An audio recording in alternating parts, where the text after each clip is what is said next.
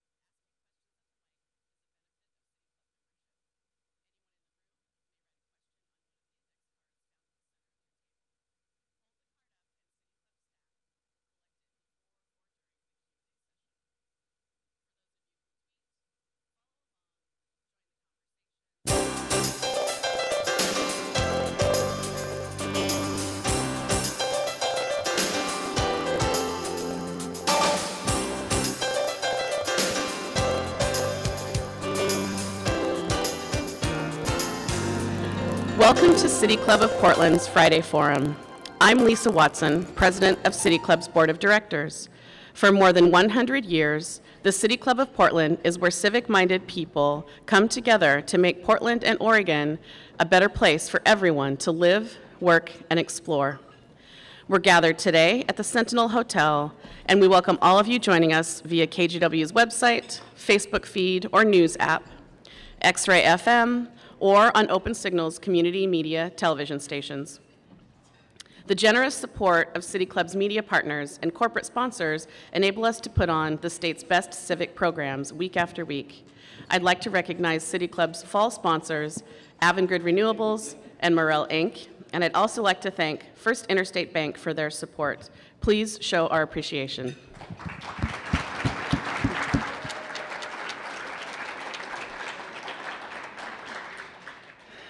I am very excited to welcome this creative and talented panel to our stage today.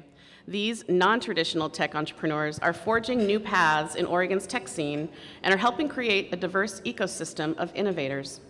Our panelists include Tyrone Poole, the founder of NoAppFee.com. Tyrone developed his concept for a simple, transparent, non-discriminatory way to find housing while he himself was living in a Portland shelter. His platform has enabled thousands of people to find housing without the barriers that low-income renters typically face. Also on our panel is Marcelino J. Alvarez, the founder of OnCourt.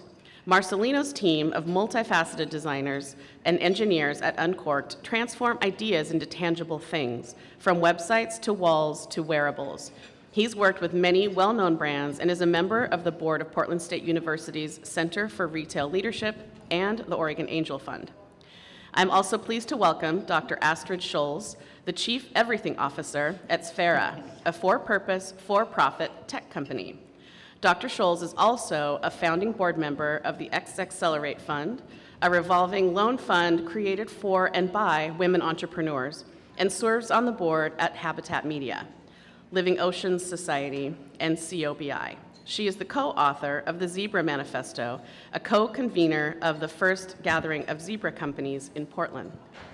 Moderating our discussion today is Catherine Kroniak, an entrepreneurship project manager at Prosper Portland.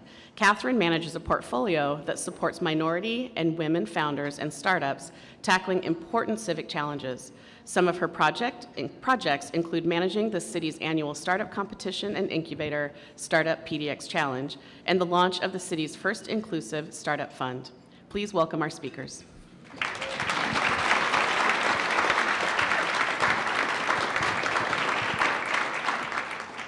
Thank you, Lisa, and good afternoon. It's really an honor to be here today with these three founders. I admire all of them and have had the privilege to work with them over the years. And all of us are part, and I would say folks in the audience as well, are part of a larger ecosystem in Portland for tech and entrepreneurship. And I think it's safe to say we are not like Silicon Valley at all. So we often say we are collaborative, not competitive. We are artisans. We really pride ourselves on our workmanship and what we make. And ROI to community is often just as important as ROI to our companies and our investors. But when you still look at who is leading successful tech companies in Portland, it's still predominantly white and male. When we, at Prosper Portland, we looked at venture capital data for 2015, 2016, about 114 angel and venture capital deals. And the numbers are pretty sad. So about 96% of companies have white male founders. It's probably not surprising. By contrast, about 19% had female founders, 2% African American, and 1% Latino. So if you can imagine what innovation is then missed when we're not fully engaging our diverse community in this metro region in the innovation economy. So I really, knowing the panelists here today, they're really a demonstration of what that looks like. So what I'd like to do is actually, if each of you could just, so I think what's really important to point out is that each of our panelists both lead their own companies and they're involved in the community. So it's a lot of work that they are putting into our ecosystem. So if each of you could just briefly give your name, your company, just a one-liner about what your company does, and then what are some other ways that you're involved in community? Why are you picking me? Ladies first? Okay. My name is Tyrone Poole, and my company it used to be noappfee.com. Now the name has been changed to OneApp. They thought no app fee was a little bit negative. The no and the fee, they didn't like that. So OneApp was sexy and people can get on board, so we took that. And we developed an app that makes access to housing instant and free for any family. You said one thing about something else that I do? Like, what else do you do to really support kind of the next generation of entrepreneurs? Like, you were speaking at something the other, like, what are other ways that you're out? I very often, one of the things I do is I speak with youth, like I did this morning with that wonderful group of young adults right there. And I also I spoke this morning to 100 people at the police for the PAL, Police Activity League deal, and spoke to a bunch of people there. I just kind of help share my story because my story really resonates with a lot of people who would not normally see themselves as a person who has the ability to solve big problems. And so when they see me, it's like, if he can do it, right? So I do that often. My name is Astrid Salts. My company is Sphera, and we build technology that helps accelerate the pace of social change through a niche enterprise SaaS product for foundations and other large development players. And I hold up the, I guess, the first generation middle-aged immigrant part of the diversity spectrum on stage. In terms of other things I do, it's in the intro. The Accelerate Fund, the double X is for the double chromosome. We, as part of our experience and trying to build companies like mine, a bunch of female entrepreneurs got together and said we really could use a different form of capital, so that's what we're creating with the help of Prosper Portland. And the idea for zebras as a different, or zebras really, as a different, an alternative mascot for startups came out of the experience of trying to raise capital into a non-VC fueled, unicorn-chasing, hockey stick-bearing business model. I'm Marcelino Alvarez. I'm the founder and CEO of OnCourt Studios. We're a product design studio that sits at the intersection of physical products, digital tools, and the environments that people use them in. So we like to see ourselves as kind of connectors of people, technology, and context to create meaningful and sustainable change. As a member of the Portland community, like Catherine mentioned, it's a really incredibly collaborative environment. And so something that was really helpful for me as I started my company and met people was just this idea of never being too busy to meet someone for a cup of coffee. And that was incredibly helpful when, any time and even in recent memory, just you're encountering growing pains or you're encountering a challenge and you just want to reach out to someone and say, hey, what did you do when you were this size or when you encountered an issue of this type? And one of the great things about Portland is that regardless of who you email, who you reach out to, they'll generally say, yeah, let's meet. Let's grab that coffee, that beer, let's talk. And so I like to carry that forward. I grab a lot of coffee and I meet with folks just to get perspectives, to see how the experiences that we've encountered might be helpful to someone else. But I think ultimately I end up learning from those coffees more so than the other person, just because it's a really great way to see where the energy is and what people are doing. Great. Well, all of you brought up aspects of yourselves that we're going to dig deeper into. So, Astrid, I'd actually like to start with you. You've mentioned the zebra movement. It's actually a pretty incredible story in that you published the Zebra Manifesto, I think, this past spring. It gained international traction. You just finished the first conference supported by Knight Foundation, MacArthur Foundation, Rockefeller Foundation. You had folks from all over the world attend.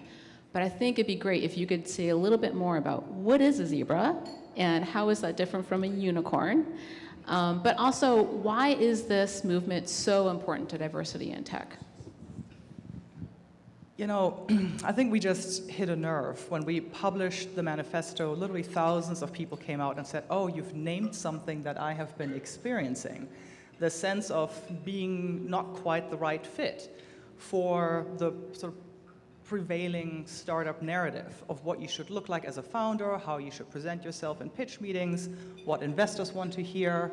And once we named that, other people said, oh, that's me. And it turned out there's a lot of them. And so I think we just hit a moment in time where we were ready for an alternative narrative. And then in thinking about how you frame that narrative, we just sort of ran with a different kind of animal, literally we're all different kinds of creatures here as entrepreneurs. So why not pick a real animal instead of a mythical one, like a unicorn, right? And what's nice about zebras is they're not black or white. It's not profit or purpose. They're black and white. They come in many different stripes. They're herd animals. They're collaborative. They're also fierce. If you Google zebras and lions, it's amazing what comes up on the internet. I recommend it. And so those were all, if I put on my marketing hat, these are great brand attributes of this new narrative for shaping what startups could look like, should look like. And then the principles behind it, we're still very much working out with the community, 200 plus of whom came to Portland 2 weeks ago. But I can tell you it's things like regenerative business models, right? Businesses that actually use ambitious technology like you do, to heal societal problems. It's not sushi delivery by drone for 25-year-olds who don't know how to cook, right? I mean, we're solving real societal problems. And those are some of the distinguishing features of zebras. I'm sure that's a real thing, the sushi delivery. I'm sure in San Francisco it is. I think it's really important to point out that this was a movement that was started in Portland. So I'd like to go ahead and talk a little bit more generally about the Portland ecosystem. So I'm going to look to you, Marcelino. So when you founded OnCourt Studios, you were one of the first companies in Pi, which for those of you who don't know, that was a tech accelerator backed by Wyden and Kennedy. Actually now has a diversity and inclusion incubator here in Portland, and which many of us considered a founding anchor in the tech community. But now you are a CEO of a growing company. You doubled last year. You're also a mentor, you're an investor, and I think I can say, as could others, that you're really an anchor in Portland's tech scene now too. So I was hoping you could talk a little bit about the tech ecosystem in Portland, really more specifically, how has it changed over time since your involvement in the early days, but then also how have the inclusive programs and initiatives that many folks here and us have been a part of, how has that changed the tech landscape? Sure, absolutely. So, I think for us as a company, it's always been important for us to kind of sit at this kind of line between, product and service, technology or design.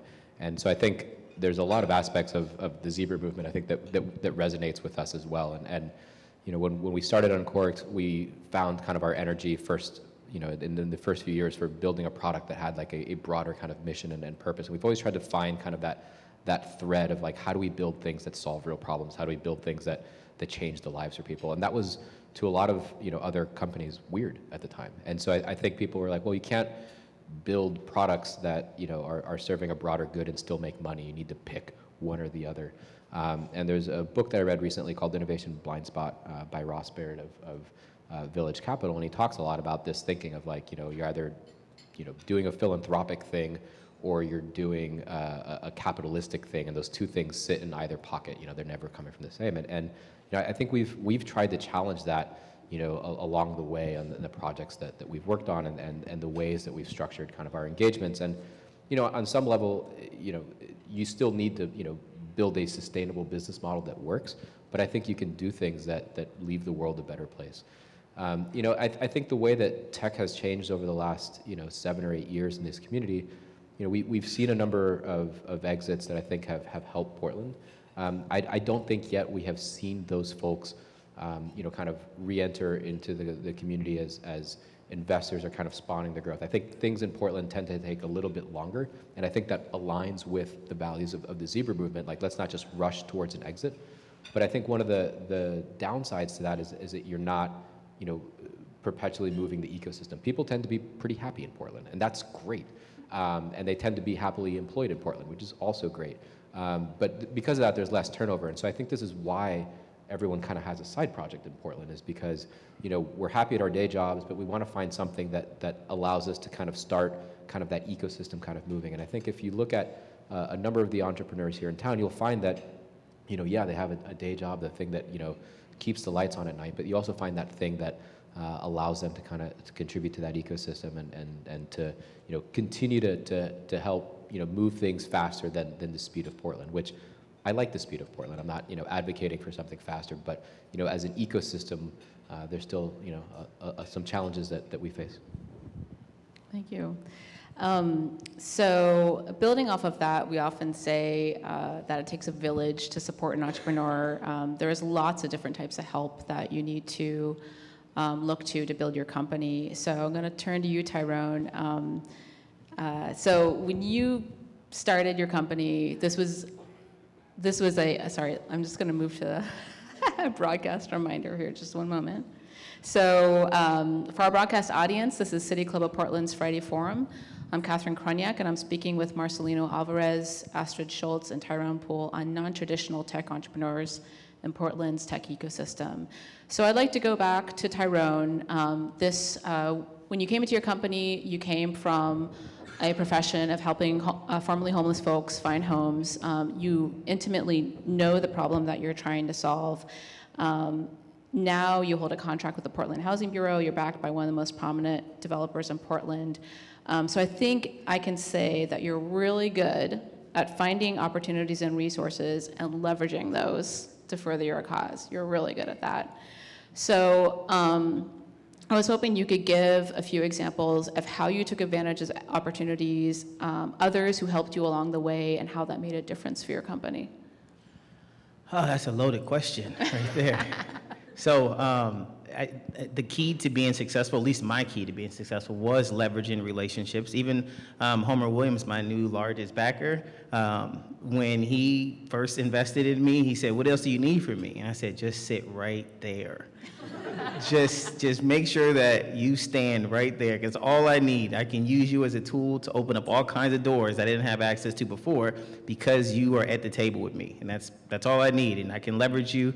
I was able to leverage PDC and winning that startup competition. I learned what I was good at and learned my limitations. And so I think that's a start, is to learn what you are good at and what you are not, because then you know what kind of people you need around you to leverage. I realized that speaking I was good at, and in a competition I was the best at. So you weren't going to beat me on any platform whatsoever in any competition. So I would leverage the victories of competitions, and I stayed in every single competition.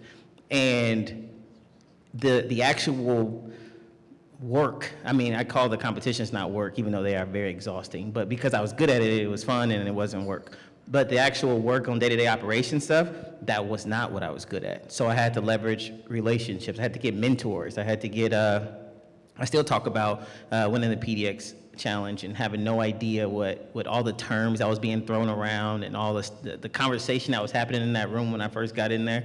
And I was like, I don't know what these people are, bottom line and then you know, investment terms, and I'm like, I don't know what this is, but I surrounded myself with people who were way smarter than me in those spaces. So I did what I was good at, and then I had a bunch of people who believed in me, and they helped me do the stuff that I'm not good at. And even today, I build committees. I'm part of like 20 of them, and 3 of them are mine that I started, and those ones right there are ones that I can go to and tap into those resources whenever I need them. I have lunch on my calendar all the time with people that right now do nothing for me. I mean, I meet with coffee, lunch, you know, dinners, all, and I have them calendared on purpose.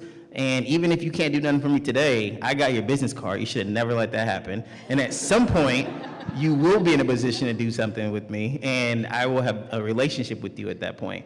And I do. That's my job as a founder, is to bring opportunity to my company, not to manage it, not to run it. I am outward facing, and I bring possibility inwards while I have a CEO that executes. And when you learn what you're good at, which is the first step, you can get really creative with getting good partners.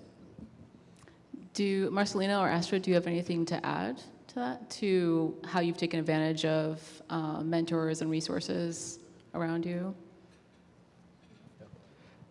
Yeah, like I mentioned before, mentors for me have come from all walks of life. I mean, I find mentorship and advice from people who have grown companies that are vastly different than mine, but have seen kind of growth at a similar rate. I also find inspiration from people who have companies that are way younger than us, that are on different trajectories entirely, just to see, you know, how they're approaching some of the challenges that we face. So, you know, I think like Tyrone, you know, grabbing a coffee with someone and just, you know, understanding that you might not get anything out of that conversation right now or 5 years from now, and that's fine. You know, I don't think you should be seeking an immediate gain from meeting somebody. But over time, you kind of build like a mental repository of all these different, you know, individuals that have amazing strengths or things that they're in search of, and then you start kind of connecting those dots. And I think, you know, one of the things that you kind of develop as an entrepreneur is just better pattern recognition, to see, like, you know, what are the types of people that we might want to work with one day or collaborate with on a project, or might one day be a client. And you know, as you meet with folks, you end up making introductions and connections. And again, you're not seeking anything in return. You're just paying it forward and just building the broader ecosystem. And as long as, you know, you realize that at whatever size your organization is at, even if you're just a budding entrepreneur, that, you know, you have people that you know that are part of your network, that you might be able to connect to someone who's in search of someone just like them. That's a lot of value that you have. That's close to you, to who you are, and to your network, and you can plug that into any number of ecosystems, and you know, both contribute to it and learn from it. So I'm a recovering nonprofit executive turned tech entrepreneur. So for me, entrepreneurship in general is sort of a discovery in my 40s. And so when I left my old job to take Sphera forward, I found myself having to build all new professional networks in town. And it was very much appreciative of people like Marcelino and others who are just so generous with their time. When I approached those meetings, though, I tried to learn from my experience of people who used to call me and say, how do I become the president of a nonprofit organization? Well, the answer is very slowly. You put in your time. And I used to hate those kind of wasted meetings, right, where somebody has a completely unrealistic idea of how you get from point A to point B. And so when I found myself in that situation of asking for advice and looking for sort of life experience from more experienced entrepreneurs, I took a sort of more open-ended stance and said, you know, share with me some of your experiences as an entrepreneur when you were just starting out. And it really didn't matter to me if that person was 20 years old or 80 years old, because it was all new to me. And that was incredibly productive for learning a lot and meeting a lot of people in a relatively short amount of time. Before you go really quick, there's one thing I want to share. It's very fast about how to interpret and how to take in that information you get from your mentors. It took me a long time to get this down, but different mentors are gonna give you a ton of feedback. And I learned one secret, and that you listen to people when it comes to their advice based on what they have and what they've accomplished. So, and that is how I take advice from people. My pastor, for example, is always trying to coach me on business, but he doesn't own a business. And he doesn't, making money from a company. He hasn't, done $1 million of investment. None of that happened. So when he tries to share with me, I'm always like, great. But it just, because nothing. But when it comes to being married, though, he's been married for 25 years. I listen open ears, because I'm like, and people might say, what does marriage have to do with a business? Everything. So know that, right? Everything. And so, you just got to learn what to take from what people. And it's a skill, and it takes some time, but over time, you'll know who to listen to for what.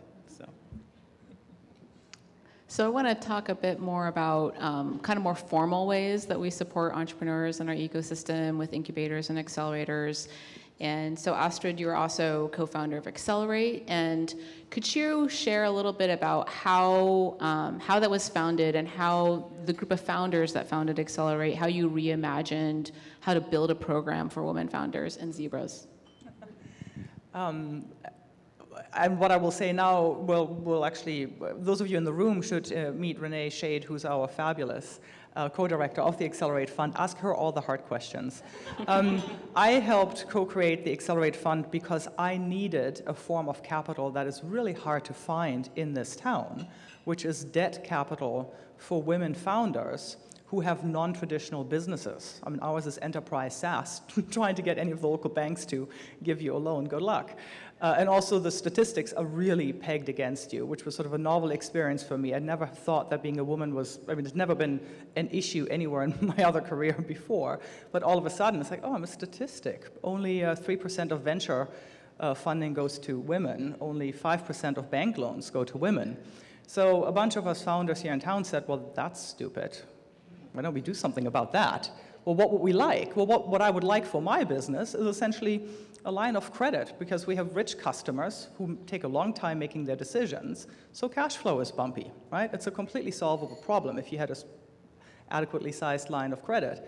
And so we got together and said, well, what would that look like? What would it look like if we created a revolving loan fund that makes exactly that kind of working capital available for women?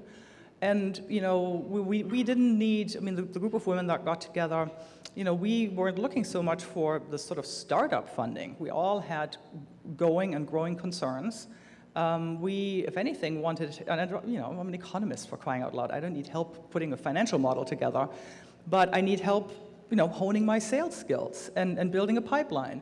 So we said, well, what does that look like? What kind of skills do these sorts of businesses need that want to grow to the next stage from 6 to 7 figures? And what would it look like to get those skills, that a CEO needs, a founder needs in the early days to grow a business that then becomes bankable or can graduate to venture or other forms of more mainstream capital, or just becomes profitable and never needs to take in any capital. And so we built both a fund concept around that and built a training or educational program around that that targets sort of essentially growth stage women founders, piloting here in the state of Oregon. And we've just launched the first cohort of entrepreneurs that are beginning to go through that peer-led training program with each other. So I'd like to continue on our favorite topic around fundraising and access to capital. Tyrone, I'd love to hear you talk a little bit about your fundraising journey. I think you don't check a lot of the boxes, right? So you're a Black founder, you don't have any fancy MBAs, you didn't have any tech experience. I don't know how long we have to have you talk about this story, but if you could, give us some highlights of how you've raised, I think, over $1 million or so in capital. So tell us a little bit about that journey and what that was like for you. Oh my God. So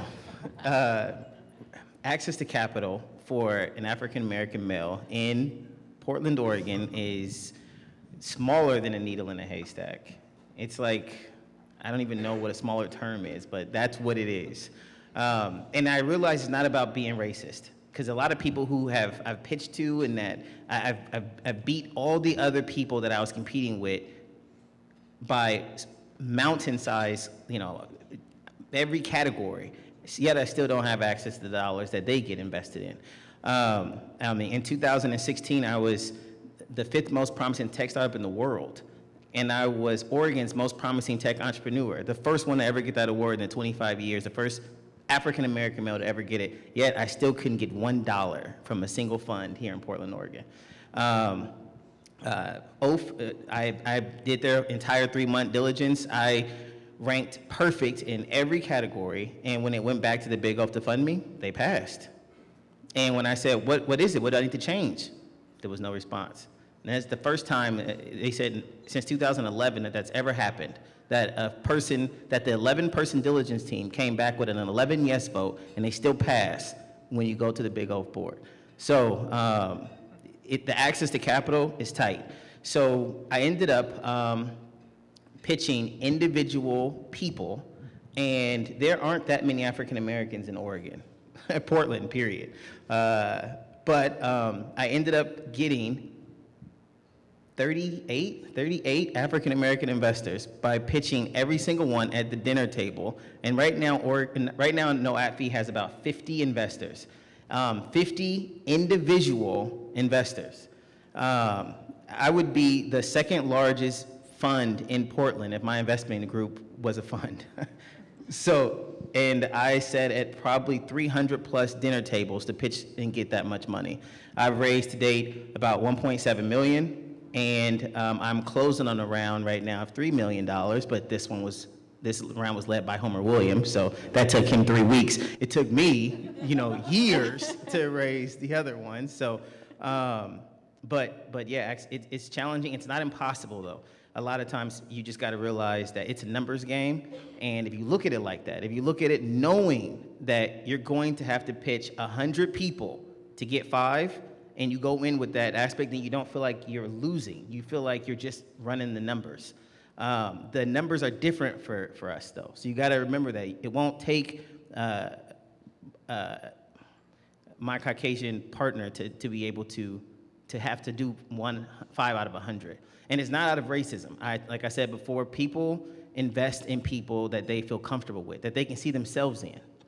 And I've learned that. So they all will love me, but I walk in, I don't have on the same dress shoes. I have Timberlands on. You might see my underwear. There's a small chance because I don't have it around my, my belly button is not covered by my belt line. These are just things that, you might see dreadlocks on some of us. You might see the cologne, you won't see me in you when I pitch. I'm gonna be different, and different is not what's funded. So you just gotta understand that it takes a very special person to say, this guy is nothing like I would ever write a check for, but I'm still gonna write him a check because I think that he has all this potential. That's so rare. So the odds of you run into that are just smaller odds. You just have to go and be able to, it's going to take you 10 times more work, but it's still achievable. And that's one thing I want everybody to know, it's achievable. So I want to, for our broadcast audience, this is City Club of Portland's Friday Forum. I'm Catherine Kroniak, and I'm speaking with Tyrone Poole, Marcelino Alvarez, and Astrid Salts, and we're talking about non-traditional tech entrepreneurs in Portland's tech ecosystem. So I'd like to move on to Marcelino. I want to kind of building on this diversity in tech theme. Marcelino, you have about 40 employees now. You're both the founder of Color. You're also one of the companies with Portland's Tech Diversity Pledge. So could you talk a bit about your experience about what it means to hold to those values in your company? How do you ensure that you still have an inclusive work environment when you're still competing with talent like everyone else? Sure. I think the quest for diversity isn't an end goal. I think it's a journey that you go on, and at various points in your organization's size, I think what diversity means changes, and so I think some organizations kind of mistakenly think like, okay, if I hit a certain metric, if I hit a certain percentage, a certain number, I'm done, and that's just the wrong way to look at it. I think over time, we've oscillated from, being pretty evenly split, gender-wise, across, engineering teams, across our entire organization, and we're like, great, we did it. But you quickly recognize that there's way more to it than just, the metrics. It's building a culture where, it's not just saying that you're inclusive, but that you actually are inclusive. It means listening to opposing, points of view and recognizing that you're going to make a lot of mistakes along the way. I think when an organization sets out to say, hey, we're going to be inclusive, we're going to be diverse, there's, inherently in that a certain amount of transparency that you're signing yourself up for, whether you realize it or not. And I think in the world that we live in today, I think that transparency is often conflated with immediacy. And, that's hard for an organization of any size, but, what that means for you as a manager, what that means for you as a director or founder is that you need to be willing to listen to, critiques of the system, even if it feels like, wait, we're kind of on the right path, or we're doing, better relative to our peers. And for us, we did have a really big year of growth. And with that, regardless of the diversity aspects, there's just, anytime you grow an organization, there's growing pains, there's challenges that you face. I think those increase in complexity when you're saying, look, we are also opening ourselves up to be a transparent and inclusive culture, because I think when you slip, people take that to heart way much more, so than if you were a completely closed culture. We said, you know what, we're just going to do it our way and go at it. I think, there's a number of myths too in kind of, building a diverse team. And I think if you look at the big tech companies, one of the excuses that they often throw out is that, well, it's a pipeline problem. Like building a diverse organization is difficult because there aren't qualified engineers of color, or there aren't, qualified women in tech, or, and frankly, I think that's a lie. Even if you just looked at the number of computer science graduates coming out of top academic programs, while there's a pipeline problem within there, that, the numbers of computer science, program graduates that are Hispanic is probably around 8%, and African Americans around 6%, and tech companies aren't even anywhere near that. And so, start there, get to 8 and 6%, and then start worrying about the pipeline problem that you perceive exists. And if you gave it as much effort, the recruitment process, to build a diverse team, as you do, working on a business plan or planning your next quarter, you'd probably have better results. And, I was recently talking to a founder at a conference that I was at, and, he's running a startup, and he's a white male, and he's like, well, I don't have time for the diversity aspects, because we're hiring really fast. Well, that's wrong. Don't hire really fast. That's how you hire. That's how you hire bad people, or you make the wrong hires. Hire slowly, fire fast, and you can make time. Again, whether you're on LinkedIn or whatever you're using, you can find people that are diverse. For us as an organization, as we were growing, we weren't funded by VC, so we're basically able to grow only at the pace that the business could sustain it. And so the characteristics of that lent itself to a slower hiring process, which helped us. At the same time, there's people in your network, people that that you're like, oh, this person would be really great for our team. We've worked with them before, we've trusted them. And more often than not, those people tend to look like you. And so, one of the things that we've always tried to, encourage our colleagues when you're in the interview process is, don't look for yourself on the other side of that table. Seek the different, and that applies regardless of, what underrepresented groups you might belong to as well, right? Don't seek yourself on the other side of the table. I think that as an organization, if you're small, each new hire kind of changes the characteristics of an organization, and so. I think you just need to keep track of your goal. Like if you say you want to, have an equal distribution of men and women, you want to have a distribution of age, you want to have a perspective, a difference of perspectives from, different socioeconomic backgrounds as part of your org. Not every single hire is necessarily going to, achieve those goals, but you have to keep an eye on that broader, objective, and just work your way towards it. I think that both small and large organizations make every excuse possible to not do it. And if you just give it a little bit of thought and effort, I think you can get there.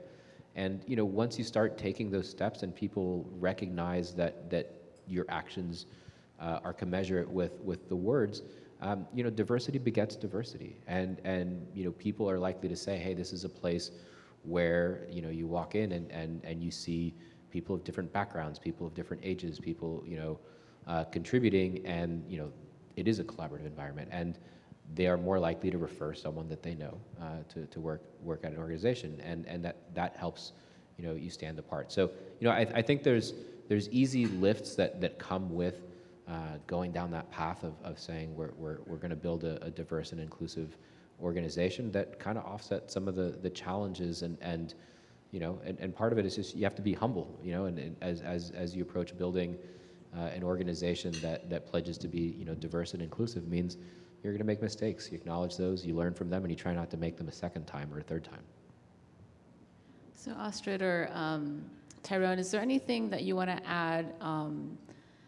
The diversity in tech conversation isn't new, and I think in this community and nationwide, you know, there's been a lot that's been going on. So I'm curious if there's anything else around this topic that you think is often overlooked and something that we don't often talk about. I think one of the things that gets overlooked is everybody in the media is so focused on the problem, right? And the dismal statistics and the dismal experiences that people and women of color, women and people of color are reporting on like a daily basis now coming out of tech and other industries. And what tends to get overlooked are all the great things that those kind of underestimated founders and underestimated people are doing on a daily basis to remedy the situation, right? So I'm reminded of my friend Ania Williams from Tinsel, who runs a fabulous organization called Black and Brown Founders, right? And she's coming from that experience of, well, why don't we, you know, to your point, to your experience, Tyrone, she goes, well, why don't we just teach entrepreneurs that there's a different way to raise that necessary money, right? Because statistically, African-American families have 1/14 the wealth of middle-class white families. Well, you don't have the rich uncle to go to necessarily. Turns out maybe you have to have 300 dinners, right? Wouldn't it be great if you could bottle Tyrone's recipe for how to have those successful dinner conversations and share that with other budding entrepreneurs? And so there are just a myriad of examples where, you know, people are sort of taking their fate in their own hands and say, well, let's just do something about it, because guess what? We're entrepreneurs. It's a problem, let's fix it, right? And that's what motivated the Accelerate Fund. And so I get a little bit fatigued by the focus on just the problems in the media, and I would love to see many more stories about what we're doing about it. I mean, really quickly, when it comes to the hiring piece, I think that people hire based on the wrong things they look for in people. I don't know. I have a team of 7 right now, and every person that I've hired hasn't been because they look so great on paper. You know, they have the minimum requirements for me to work with them, but when they come in, it's are you going to be a part of this amazing team? You know, and the things that I talk to, the way our conversations go in interviews are probably unique when it comes to, if you were to look at my team interviews with a new hire and then another company's interview, you're like, what did you guys go on all these tangents, talking about all this other stuff? And it's like, yeah, because this is what I'm looking for in this person. And so, my lead developer in-house is a 23-year-old African-American male who doesn't even graduate from school yet until the summer of this term. So he doesn't even have his computer science degree yet. But what we needed him for, he was brilliant. And if I take him now, because he's a hot shot there, I just took somebody in and I helped mold him to run my in-house tech. We have 40 developers outside the tech, but inside to help run that Vancouver and overseas development team. And I pour into him, and hopefully he develops to be a long-term person. And so when I look for people, it's what I'm looking for. So I think people make mistakes and they lose really good people because of the fact, and you really gonna cut out a lot of minorities if you go to this super high. Like if my application said must be a bachelor's in this and must be a doctorate in this and must be blah blah because you're gonna be the lead developer of the 5th most promising tech startup, and like if that, then I would have only got such a small thread of people, and I wouldn't have been able to find him, right? So I think that is a mistake that's made in the hiring process. process. For our broadcast audience, this is City Club of Portland's Friday Forum. I'm Catherine Krunyak, and I'm speaking with Marcelino Alvarez, Astrid Salts, and Tyrone Poole. And we're talking about non-traditional tech entrepreneurs in Portland's tech ecosystem. I think we're ready for Q&A. So let's now go to the audience for questions. If you've written a question on an index card, hold it high for staff to collect. You can also submit questions through Twitter using the hashtag FridayForum. I'll try and read at least one index card question and one from Twitter. We invite City Club members to ask their questions at the microphone. Asking questions at the Friday Forum microphone is a benefit of the City Club membership, and membership is open to everyone. So when you do ask a question, please identify yourself as a City Club member and ask one question in 30 seconds or less. Do we go right now? Right. Good afternoon, panel members. My name is Samantha, and I am a civics high school scholar at CMC. And our question for you today is, what obstacles do you face in your everyday work lives as entrepreneurs, and in your individual opinions, what do you define as success?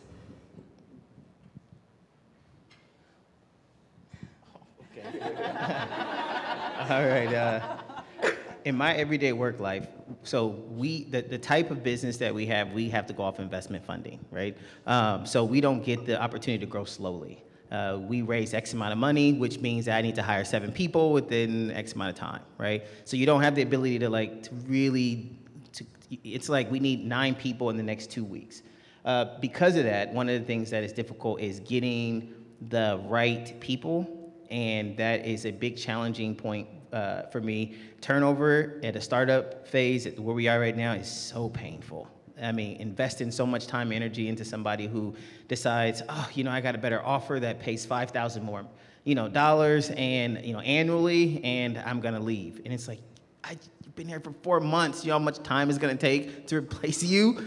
You're one of 2 people on this team. So it's challenging. It's an extremely painful part. To be honest, I wish I had the system in place to tell you an answer to that problem, because I'm just now going through it for the first time. I'm still just in pain at this point. I haven't actually said, I know the solution for that, because I don't have it yet. So personally, in my experience, that's what I'm dealing with right at this moment. The other half of your question, I'm really bad at, holding that. So I'll let these guys go. Maybe they'll answer the second part better. The biggest challenge, I think, for me, is the everyday. I feel like I wake up and look, there are rocks in my path. I spent all day clearing out all the rocks in my path. Some days the rocks are really big and slippery and they keep pounding back on me. Other days the rocks are smaller and they clear out easily. And then, I feel good at the end of the day. I go to sleep, and lo and behold, next morning, more rocks. I've walked down the path a little bit further. And so the biggest challenge for me is to keep sort of the perspective of what is it we're trying to do. And some days are frankly excruciatingly painful, right? When you're juggling the sales and the cash flow management, and then your website goes down or whatever, right? Keeping that long view, right, while dealing with all the daily stuff that can frankly give you whiplash, and if you're not careful, it can get you down and make you sort of quit the journey. And sort of keeping that, it's almost like a form of meditation or self-management. That's like the biggest challenge. Well, and success is when I, wake up going, yay, another day to clear rocks out of my path on my way to this big, ambitious, audacious goal that we have set. I think, some of the obstacles that we face just as leadership of a company, or just as a founder, is just finding balance. And, part of that is, as you grow, you find that there's different things that you need to do less of, that you delegate more, and that you end up, entrusting your colleagues to kind of run with those things. And then as part of that, you have to get comfortable with the stuff that you've delegated onward. And, as part of that, it also means that, you do need to do a little bit more research and digging to make sure that, there are things that require attention that might, kind of shift your focus. And so, I think like a lot of things, like running companies, kind of a pendulum, you can, very quickly step too far back from things, and then you can get too hands-on. And so it's finding that balance between, what percentage of my time should be spent grabbing coffees with people versus, grabbing one-on-ones with my colleagues and making sure that, that they're empowered and enabled and unblocked to do the things that they do. I think success looks like when you have, I guess, a good week where you've balanced out coffees with colleagues and coffees with people in the community, and things seem to be, working, or you don't make the same mistake a second time around. I think is probably a good metric for success, and you kind of recognize that, if I hadn't been paying attention, I might have made that same mistake that we did, either as an individual, as an organization going into it. So, recognizing those patterns and recognizing when you've recognized the pattern, which I guess is like the meta pattern recognition, is probably a good benchmark for success. So I have one question here for you. How do your companies differ from Portland's more traditional tech? Can you describe that? A typical tech company, if there is one. What is a typical tech company? That was the question right there. I know what makes us unique. My company is unique. God, I don't even know the number one. That's such a difficult question right there. What separates our company from other companies? I think how we got to where we are today, we took a unique path. Sometimes it helps us in our favor. Like, I can be the majority shareholder of my company even this far along because of the path I took. While at the same time, it's hard to invest in me now because I have 50-something investors at the table, and every time a fund comes along, they get freaked out by how many different angels are in here. So the path that we took is unique, but I also think the path that every tech company, for the most part, is going to be unique. So, and the outcome of what they are now is all based on what they had to do or what trail they took to get to where they are today. So we are unique because of what it took to get here, So I guess that kind of answers it.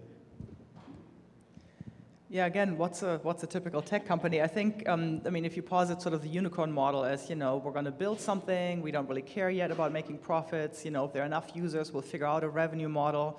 The revenue model tends to be, clickbait or ad eyeballs, or you're selling, a lot of companies in this town are basically selling, marketing optimization software, make it easier to sell ads between Twitter and Instagram, for example, right? And so we take what makes us unique, I guess, is that for us, the technology part is a means to an end. What we're after is scaling social change. Like, I come out of an industry, sort of the nonprofit and social change industry, that is beset by silos and redundant behaviors and inefficient use of resources. So as an economist, I looked at that and said, well, that's an industry that needs disrupting globally, right? Because we're bad at solving planetary problems, and markets and governments may not get us there.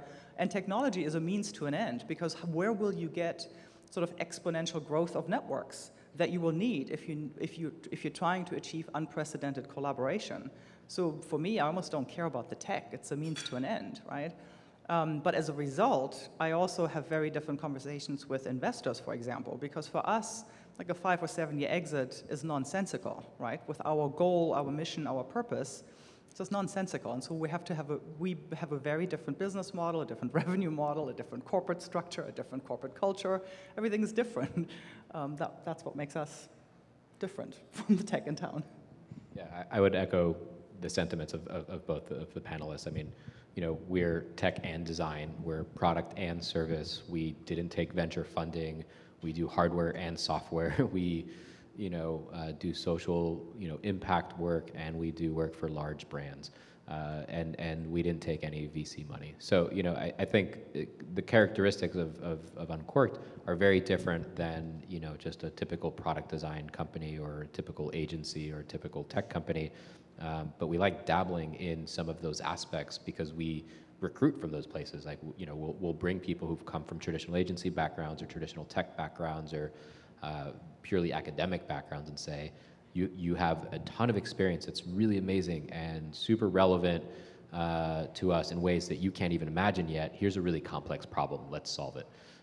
And people might say, well, I'm an engineer. Why would I have any experience or insight in service design, for to solve this problem, and it's because you're capable of thinking, or a designer who's asked to solve a problem that doesn't involve, any sort of UX or visual design. It's just it's the thought process that we're looking for, and with the products that we work on kind of continuously evolving. Like, I think we will continuously kind of be at that natural tension that we aren't like the other things, but there's parts of us that look similar enough to those other things, and that I think gives people a sense of familiarity, but also, probably scares them on a day-to-day basis in some ways, which is fine. So another question from the audience? Kurt Wavering, member. When you seek out venture capitalists, and they know that this is a high-risk business, a lot of failures in startup businesses. So I'm wondering, in the times that it worked, the positive experiences you've had, what were the surprises about the decision-making from the venture capitalists that you had? I have never been funded by a venture capitalist, but any VC group. But like I shared earlier, it was disheartening to hit the mark and then not be funded. So for me, it was if there was no achievable path to be able. There was no more I could have done to be able to qualify for dollars. So that was very challenging for me to have to overcome that and find a different path. But as far as, I've never been funded by a VC company, so I don't really have much insight. Yeah, we may be the wrong panel to ask. We've never taken any VC. I will say, I think you're incredibly generous when you say that OAF decision had nothing to do with racism. I was sort of silently sitting here going, it just needs to be said, right? I mean, that's outrageous to score the way you did and then discover that you still don't pass. It's like, what other rock could you possibly bring them, right? But that is sort of a prevailing experience in VC. It's the pattern matching, and what an increasing number of fund managers are realizing is that their own business model is broken, right?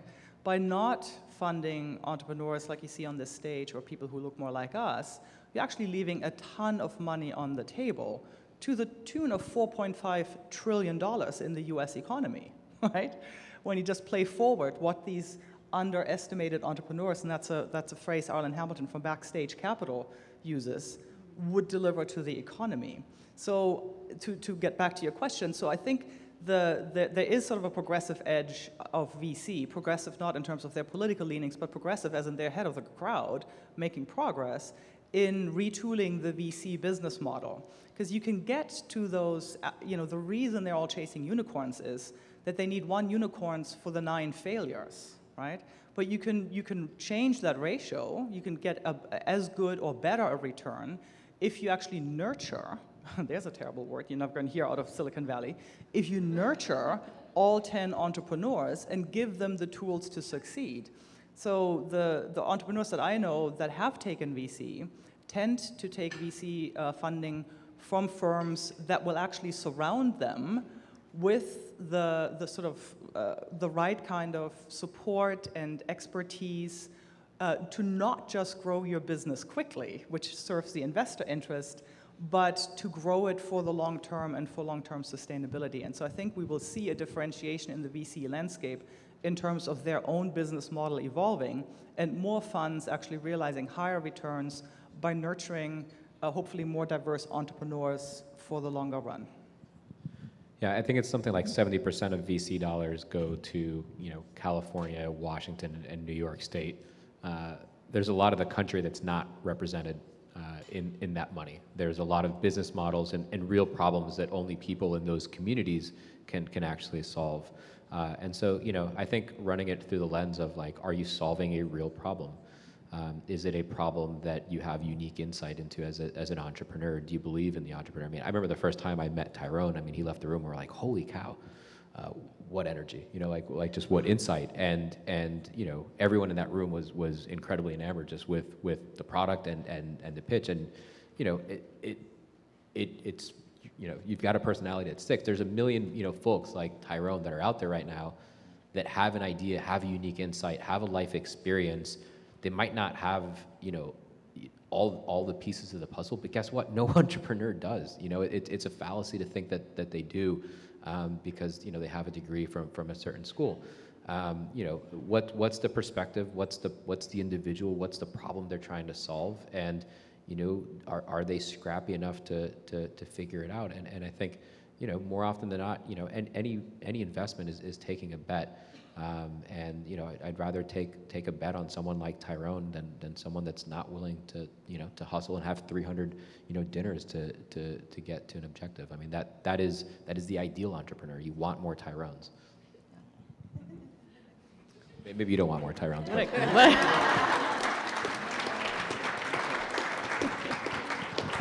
What a perfect ending. Thank you.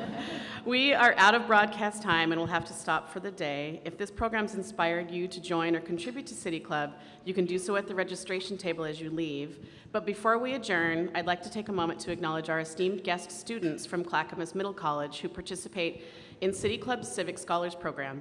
These talented young high school students are striving toward being more civically knowledgeable and engaged community members and are the bright future of Oregon, so please join me in welcoming them today.